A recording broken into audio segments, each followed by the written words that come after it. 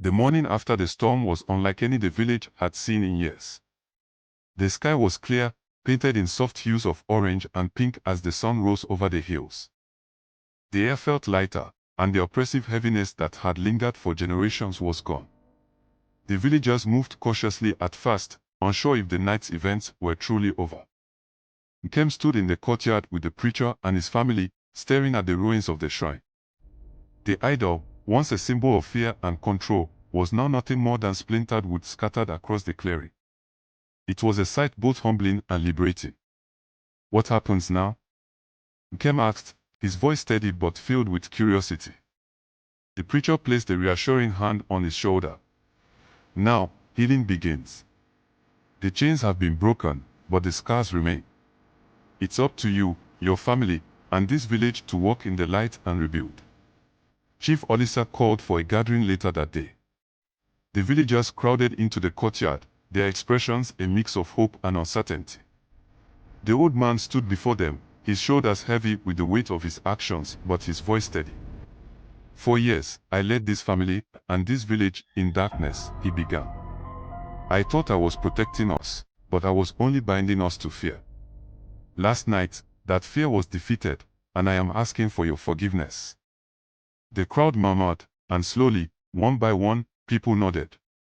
Nkem watched as his grandfather's stern demeanor softened, replaced by a man willing to make amends. The days that followed were filled with change. The villagers, once wary of speaking openly about the shrine, began sharing their experiences. Stories of fear and caution poured out, but so did tales of resilience and quiet defiance. Nkem listened to each story, feeling the weight of their collective pain but also the strength in their unity. The preacher worked closely with the villagers, teaching them about faith and hope. He held gatherings under the large Iroko tree, where he shared scriptures and encouraged them to let go of the past. Slowly, the village began to transform. The once ominous shrine clearing was turned into a communal garden, a symbol of growth and renewal. For Nkem, the transformation was personal. The dreams that had haunted him for weeks were gone, replaced by a deep sense of peace. He spent his days helping his family rebuild, his nights praying with his siblings and the preacher. The bond between him and his grandfather also began to mend. Chief Olisa, once a man of unyielding authority, now sought Nkem's guidance and strength. "You have shown me what courage looks like," the old man said one evening, his voice filled with gratitude. "I am proud of you." The village marked the end of the shrine with a celebration.